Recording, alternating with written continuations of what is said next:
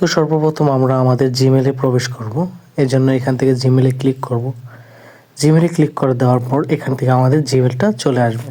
এখন এখানে ঢোকার পর এখান থেকে যে নিচে লেখা আছে কম্পোজ, এখানে ক্লিক করব। এখানে ক্লিক করে আমি একটা মেল পাঠাবো।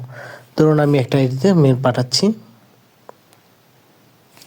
এখান থেকে আইডির নাম দিয়ে দিলাম। এখান থেকে subject Bangladesh, the name of our country is Bangladesh.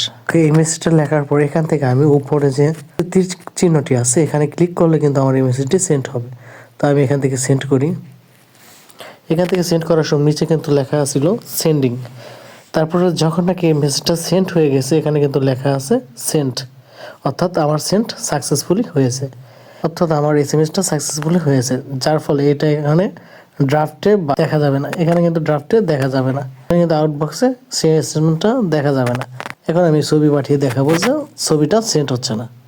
যেমন আমি এখান থেকে ঠিকানাটা আগে দিয়ে দিই। এখানে সাবজেক্ট লিখলাম বাংলাদেশ। এখানে আগের মতোই the name of our country is Bangladesh. এখন এখানে আমি একটা ছবি অ্যাড করব। ছবি অ্যাড করার জন্য এখানে উপরে যে তীর চিহ্নটি আছে তার পাশে যে একটা চিহ্ন আছে এখানে ক্লিক করব। এখানে ক্লিক করার পর এখান থেকে লেখা আছে অ্যাটাচ ফাইল, এখানে ক্লিক করব। এখানে ক্লিক করলে সরাসরি আমার ফাইলগুলো শো করবে এখান থেকে আমি যে কোনো পছন্দ মতো এখানে কিন্তু নিচে লেখা আছে সেন্ডিং।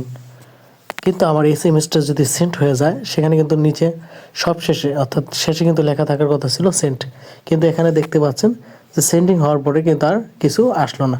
তো এখান থেকে আমি যদি ক্লিক করি তো দেখা যাচ্ছে এখানে কিন্তু এসএমএসটা সেন্ড হয়নি।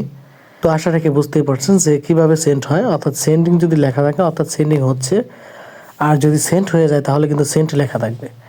তো এটা কিন্তু আমার সেন্ড হয়নি, এটা আমার এখানে দেখুন আউটবক্স বা ড্রাফট, এখানে কিন্তু এসএমএসটা রয়ে গেছে আনসেন্ড, এসএমএসটা রয়ে গেছে, ড্রাফটে কিন্তু এসএমএসটা রয়ে গেছে।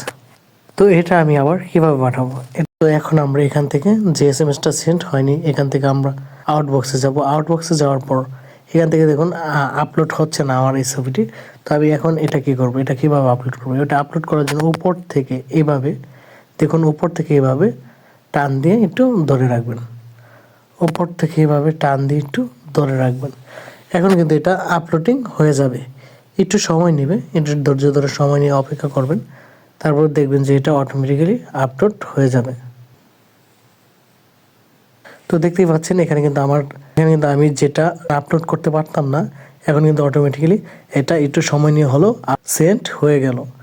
এভাবে যদি চান যে আপনারা বিভিন্ন ছবি বা বিভিন্ন কিছু পাঠাতে যাচ্ছেন ইমেলে, সেটা পাঠাতে পারছেন না, তাহলে কিন্তু এই ট্রিক্সটা ফলো করলে আপনিও কিন্তু সব মেসেজ সেন্ড করতে পারবেন, কোনো মেসেজ আপনার ড্রাফটে থাকবে না।